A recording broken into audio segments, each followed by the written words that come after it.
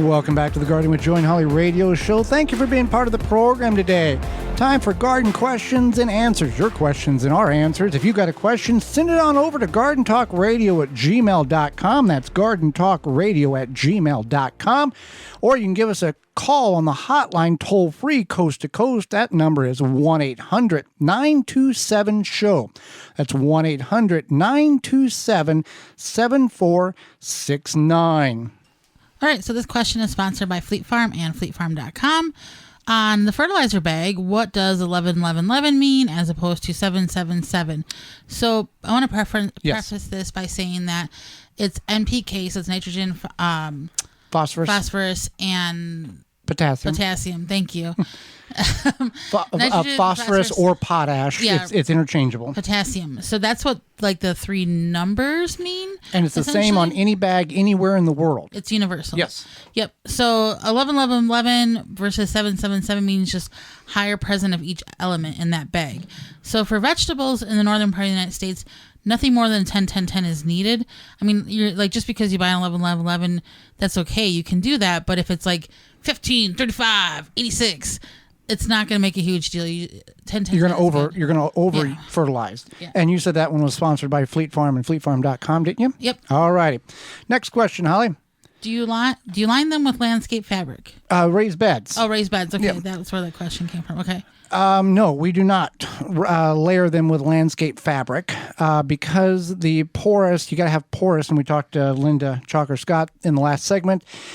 The porous, you need interaction with the ground. Now, if you're on a solid surface, pavement and or concrete, you could use that to try to filter and keep some of the soil in the raised bed, but many of us who are gardening in raised beds are utilizing it on some type of native material, the ground, the soil, something like that. So no, I would layer 2 pieces of cardboard at very most, just to, if you've got a really bad weed problem. If you've just got native grass, put the soil on top of it and be done with it. If you do have the problem of thistles or dandelions or anything like that that are aggressive and will grow through 8, 9, 12 inches of compost you've put on top of it until you continue to remove them and stress them out or spray them with an organic weed killer like from natgreenproducts.com, you can just put the bed right on the ground and go with it. So there's nothing wrong with that. I would avoid those landscape fabrics in the landscape or under the bed. All right, many vegetables, Holly, can be that's the wrong question there. Here we go. Can I buy worms and add them to my raised bed, my containers, or my garden? I don't think I have enough worms.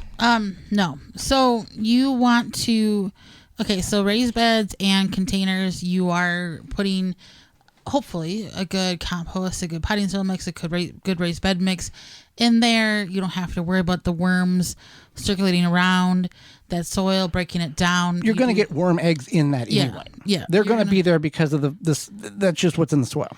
You are going to end up with worms in there typically, especially raised beds. They will travel into your raised beds.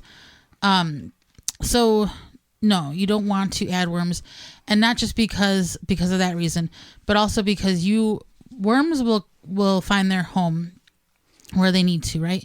Yes. So they will naturally come in, especially your regular garden. They'll find a home there if you have good organic matter. They know how to look for it. They're going to come find it. Then they will control their own population. They won't overpopulate themselves. If you purchase worms and introduce them, it could cause problems. Those worms could die. They could scare the other worms off. They could not populate properly. And so you want to kind of work with your ecosystem naturally as opposing to introducing a foreign worm into a foreign ecosystem. Right. So years ago, we had in-ground garden before we transitioned to raised beds. And we did a test. 1 cubic foot of soil should contain approximately 9 to 12 worms. We had 23. Now, that has, since we Transition to the raised beds. We put good compost in those beds, and worms have made their way up. Now, we don't have that population. I think in the native soil we do, but worms come and go as they need. And by introducing leaves and how we got that population, coffee grounds, leaves, minimal soil disturbance, they came because the food was there. All right. How tall, Holly, tall should I stake my tomato plants? I don't think there's a rule of thumb. There's not a good answer here. I would just keep in mind that if you think 3 feet is going to be enough, it's not. I would err on the side of taller is better. The biggest thing, though, if you only have a 3 foot tall cage and maybe somebody gave you cages or whatever, and that's what you have, just use those. You want to keep the plants off the ground. Mm-hmm. So if they kind of droop over the top of the cage by the end of the season, then let it be. Look up Florida weave. Yeah. It's a way in which you can plant a lot of plants. You get a couple of fence posts and you create strings for the plants to hang on, and you can make them as tall as you need them to be based on the type of fence post in which you are putting in the ground. We've had tomatoes that have been 3 foot. We've had tomato plants that's been 8 foot. And it also depends on if you're growing determinate, indeterminate, or semi-determinate plants.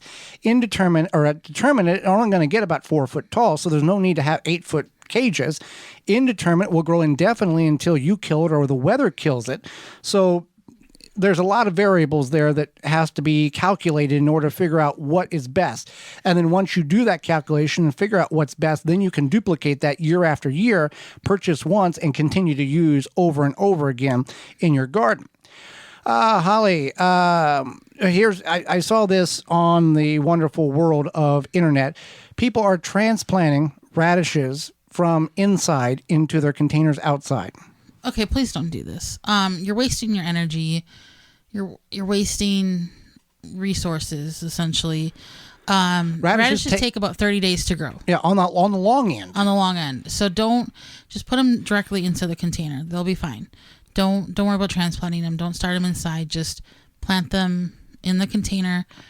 By the time you go to work a few times and blink and have some weekend soccer games with your kid, you'll have radishes. Yeah. Throw a handful in the flower bed. They will germinate and be very productive very quickly. And any root crop, excluding leeks and onions, you just direct sow them. And many plants, we started a number of tomato plants indoors, and we have a good number of them. We don't have as many as I thought we should have or needed. So we're going to plant what we have in the garden, and then we're going to do the old Holly trick when she was a little girl and just put the seed in the ground and wait and see if we get tomatoes before frost comes. I don't know why you don't trust it. It's counterintuitive. It's the opposite of everything that many of us who are listening have been taught. You start plants indoors and then you transplant them. You don't just put peppers, eggplants, and tomatoes in the ground outside with a seed. It's not against the law. The police. No, it's not. The garden police are not going to come and take your garden trowel away. It's going to be okay. Some people need their garden trowel taken away every now and then. Like you? Well, no, not me. I'm just saying. We all know somebody that it would be better if they just walked away. We baby our gardens too much. Yeah. We nurture it and we baby it, and then we cause more damage by trying to do what we think is better. If we just walked away, things would be a lot better and let nature take its course. And there you go. All right, Holly. Next question: planting potatoes, hill them or not? I'm going to let you take this one because this is like one of your favorite things. If you're growing them in a container, like a root maker grow bag, you're going to put the bottom, you're going to put a couple inches of soil, and then you're going to plant your potato, and then you're going to cover it up. Raised beds, you're not going to hill on a raised bed. I've never hilled potatoes on a raised bed. Traditional ground, people will hill them. You don't have to hill the potatoes. You can plant the potatoes in good, loose, fertile soil, deep enough, 6 inches deep. And that should give you more than enough room in order for the potato to develop, put on the tubers, and not get pushed up out of the soil. You still want to watch it a little bit. If you're in a container or a raised bed, not nearly as much as in the ground. People will hill the potatoes to keep them from being exposed to sun and creating the green potatoes that we are told not to eat. But if you plant them 6 to 8 inches down, and just cover them up. As the plant grows, those potatoes are all going to develop at a certain depth, and they're going to be fine. So I wouldn't worry about healing them. Now, this is one of those that it can go both ways. If all you've ever done was heal potatoes since the age of 6 and you found phenomenal success in it, continue doing it. There's no wrong way in which to do it. But healing has a tendency of doing it every so many weeks. You're weeding as well as you're healing the potatoes, but we've never healed them. We've just thrown them in the ground, covered them up, and they were good. For more information, please visit thewisconsinvegetablegardener.com.